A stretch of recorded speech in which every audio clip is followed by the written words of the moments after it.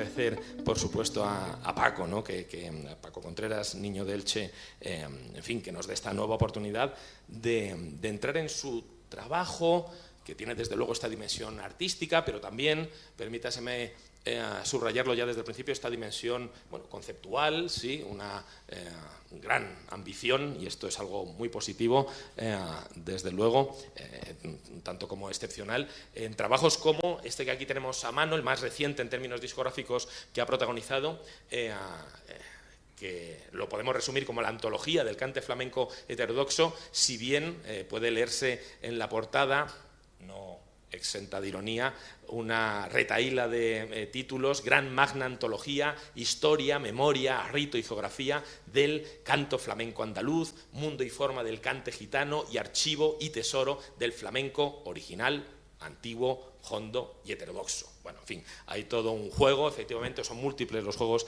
que acoge, que alberga esta edición discográfica, y quizá nos pueda servir como primera orientación, ¿no?, para, bueno, otras de las búsquedas en las que has estado en curso estos últimos tiempos. Nos resultaba muy interesante el flamenco, sí, como espacio para tratar no solamente lo artístico, lo musical, sino todo lo que eso nos propone a nivel político y social. Y por eso continúo más o menos trabajando en esa cosa que entendemos por flamenco, que cada cual lo entiende de una forma u otra, de una forma totalmente liberada, y creíamos que esta cosa, esa tensión de poner sobre la mesa la palabra antología con otra palabra que a priori es totalmente contraria, ¿no?, o opuesta, que es heterodoxia, pues creo que nos daba unas ciertas tensiones para hablar de otras cosas más allá de si esta pieza es interesante, es más experimental, o si este cante puede ser más antiguo o más moderno. Para mí, al fin y al cabo, el flamenco o las prácticas artísticas incluso suponen, pues, plantear espacios de pensamiento crítico. Hoy lo hablábamos en la comida, ¿no?, a relación de la tauromaquia, por ejemplo, ¿no? Pues es alucinante cuando se habla de la tauromaquia en este país y que no se relacione o no se utilice el espacio del flamenco como pensamiento crítico hacia esas prácticas, ¿no? El flamenco es como España, capaz de lo mejor y de lo peor.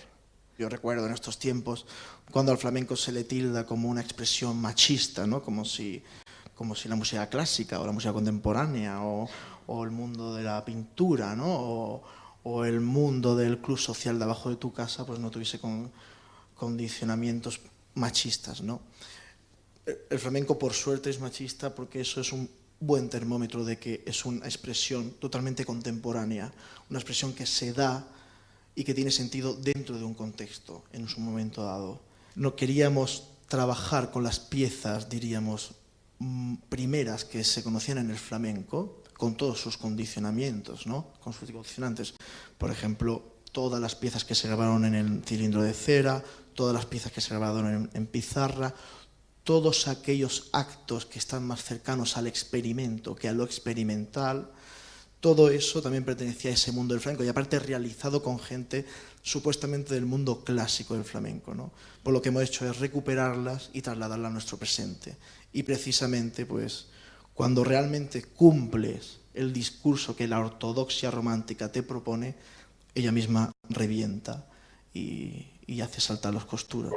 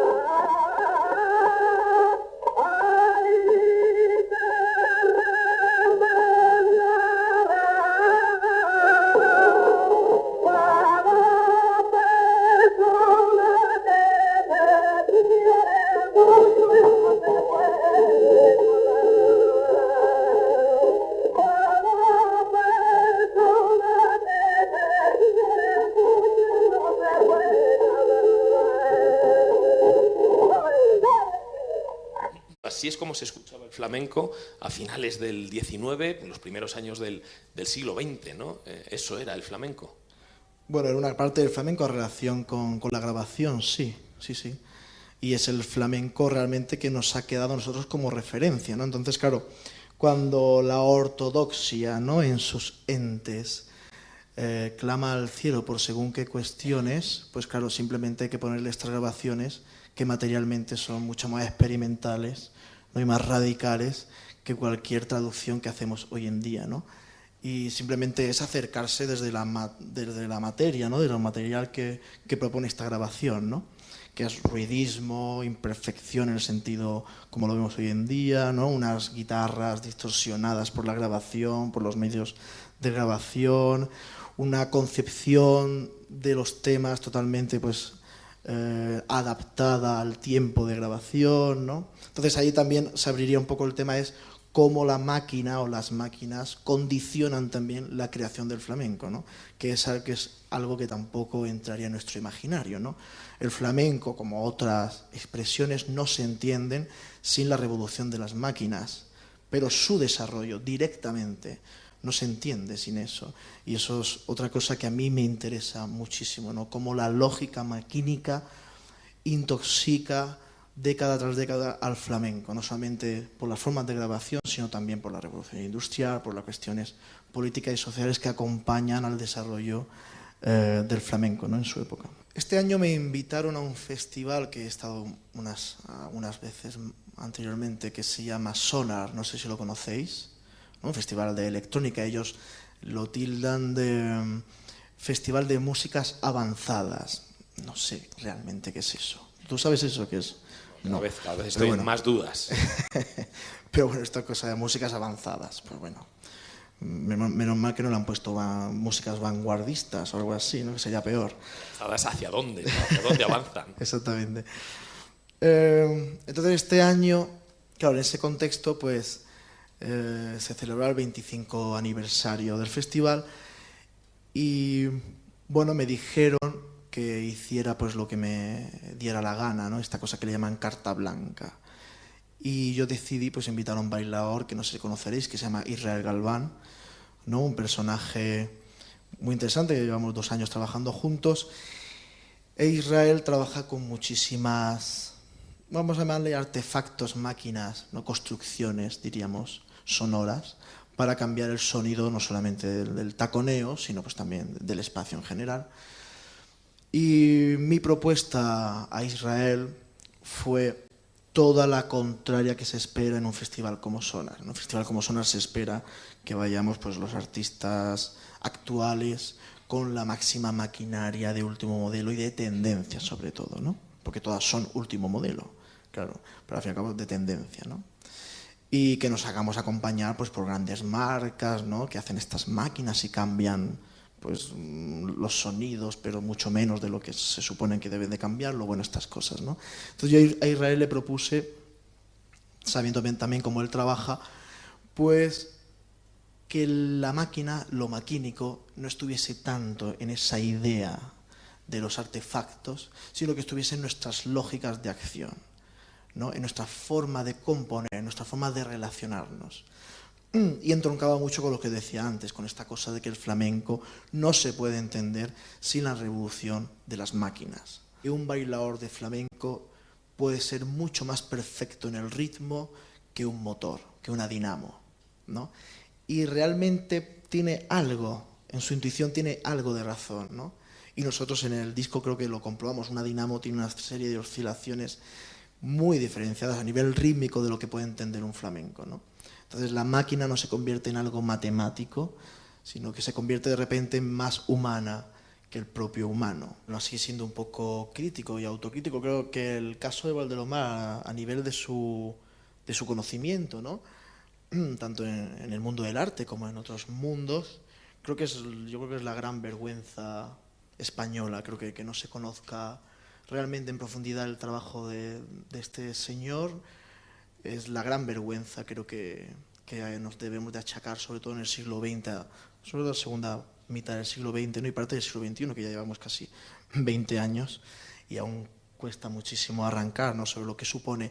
Y bueno, lógicamente una de las grandes vergüenzas también pertenece pues a ese mundo institucional del flamenco, muy manchado por la Junta de Andalucía y por la ideología reinante de la idea torticera y cortijera del PSOE de Andalucía, de lo que supone el flamenco en una identidad totalmente construida y romántica, pues Valdelomar juega un papel totalmente fuera de sus apoyos, de sus pensamientos, de lo que supone el flamenco, ¿no? Y yo lo reivindico, lógicamente, como un artista, como ha dicho Miguel, muy amplio, pero también como un artista flamenco. Es realmente, yo creo que el primer artista que pues utiliza todas las concepciones que hoy en día pues, puedo estar utilizando yo u otra gente a relación de la electrónica, por ejemplo, ¿no? La gran pregunta del periodismo convencional era cómo no habéis introducido o habéis trabajado sobre las heterodoxias o las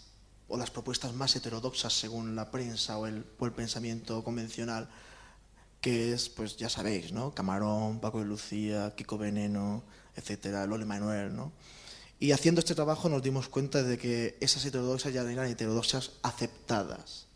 Y a nosotros nos interesaba otra forma de heterodoxia, no solamente la heterodoxia de por sí, sino toda esa cuestión disidente, toda esa cuestión de, como decíamos otro día, de ampliar sensibilidades, ¿no? El flamenco, por suerte, ha sido, como decíamos al principio, una expresión líquida, por ponerle algún adjetivo. Moderna, sí, en la cual desde baja, alta cultura ha ido totalmente en movimiento, ¿no? Por eso todos sus entes, ¿no?, desde el lumpen hasta la burguesía, ¿no?, pues en diferentes porcentajes de práctica, pero se encontraba siempre una relación con lo flamenco. No tanto como lo entendemos hoy en día, pero sí una especie de traducción de lo que mucha gente entendía como gitano o lo que mucha gente entendía como español, ¿no? Y fue utilizado desde la baja, alta cultura. Bueno, esas conexiones siempre han existido y el flamenco siempre ha sido un catalizador de eso. Por eso el arte, diríamos, o los filósofos marxistas de la época siempre han criticado al flamenco como un no posicionamiento ideológico, ¿no?, como un no posicionamiento proletario. En el trabajo también ampliamos la idea del flamenco como identidad andaluza, ¿no?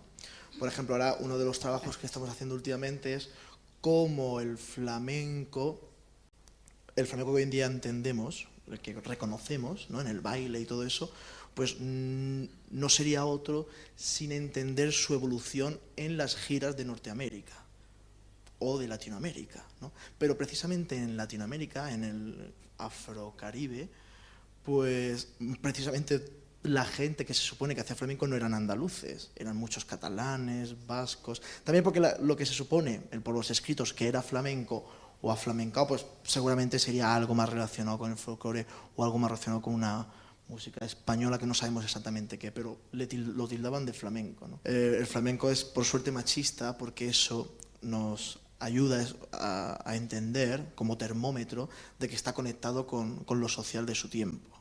El flamenco es machista porque socialmente somos machistas. No es más machista o menos machista que lo que decía, que la música clásica o que el carnicero de la esquina de nuestro barrio, ¿no? Pero también decía que el flamenco es capaz de lo mejor y de lo peor. Entonces, claro, muchas veces esa relación de cuando se tilda de machista, pues bueno, muy pocas expresiones artísticas han tenido tanta relevancia las mujeres como en el flamenco. Pero desde el principio, desde que conocemos las grabaciones, solamente ha habido una tragedia, que es la de eliminar a las mujeres guitarristas. Eso sí fue una realidad. Pero a relación del cante, pues no ha habido tanto. Y bueno, a cuestión de género, pues en el flamenco se han dado la teoría queer desde el principio, ¿no? Desde el principio. Es una paradoja, pero se da. Por eso siempre digo que se puede dar lo mejor o lo peor de cada casa. ¿Verdad? Que hasta Antonio Mairena la tendencia eran voces muy líricas, ¿no?, voces que podían pues cubrir un espectro, diríamos, estilístico pues amplio, que no solamente podían cantar flamenco, sino que también cantaban pues otras coplas, ¿no? Recordamos que los primeros cantores flamencos tienen voces muy timbradas, que hoy en día serían voces totalmente pues resignadas al olvido, ¿no? Gente pues que cantaba zarzuela, flamenco, copla, bueno, estaba ahí una especie de indefinición, pero sí que tenían grandes voces, ¿no? Zarzuela incluso, por eso se retroalimentaba el flamenco de tantas estéticas, de tantas de tantas tendencias. Pero Antonio Mairena, con esta idea romántica del gitano, ¿no? Como dice David Pierfort, no hay nada más exótico que un pobre. Pues entonces, con todo esto, pues esos intelectuales cordobeses pues crearon ese personaje que hoy en día lo tenemos como totalmente asumido, que es el gitano andaluz cantando en las veredas de los ríos, ¿no? Ese canon, el público del flamenco comienza a escuchar el flamenco de otra forma. Antes, la gente del flamenco, que es una frase que conoceréis todos, que es esta: me gusta el flamenco pero yo no entiendo, ¿no? Eso antes del mairenismo no se daba. Una anécdota muy divertida, que esto no es tanto romper imaginarios, sino ampliar imaginarios, ¿no? Y para que veamos hasta dónde puede llegar pues esta cosa que al fin y al cabo es la vida, ¿no? El Huito, que es un bailador gitano, ¿no? Que ha perdido el pelo y lleva peluquín, pero sigue siendo gitano, pues este hombre es un hombre muy ortodoxo, muy reaccionario, fascista incluso me atrevería a decir, el cual en una entrevista se desinfló y dijo y reconoció, porque claro, nadie en su época utilizaba los movimientos que él utilizaba bailando. Una cosa extraña, cuando se supone que todo el mundo aprende por mimetismo, ¿no? Cómo alguien utiliza cosas tan particulares. Entonces se le hace una entrevista a fondo, se le cansa, y cuando se le cansa, le dicen, pero bueno, usted estudió con Pilar López. Dice el Huito, bueno, sí, yo estudié. Entonces el hombre, esta cosa del estudio, pues claro, no va con esta cosa genuina del bailador gitano que aprende por arte de magia y por gracia de Dios. Y entonces dice, yo estudié, pero bueno, es verdad porque yo era muy travieso, Pilar López no me aguantaba, era una paya muy estúpida, muy estricta, y entonces, como yo no era estricto, me puso con una bailarina rusa que vino a aprender de ella. Y entonces yo, pues sí, aprendí cosas de la bailarina rusa. Entonces, claro, después analizando grabaciones, porque claro, se ven que muchos movimientos del Huito, que hoy en día se dan en el flamenco como movimientos arcaicos, que parece que los trajo de la India no sé quién, pues son aprendidos de una bailarina rusa que acabó en Pilar López. Una cosa totalmente de sentido común y de lógica, ¿no? Entonces, bueno, podemos seguir creyendo en que los Reyes Magos, ¿no? Pero hay cuestiones que nos enseñan a que las cosas pues son mucho más, más simples y a la vez más fascinantes, ¿no?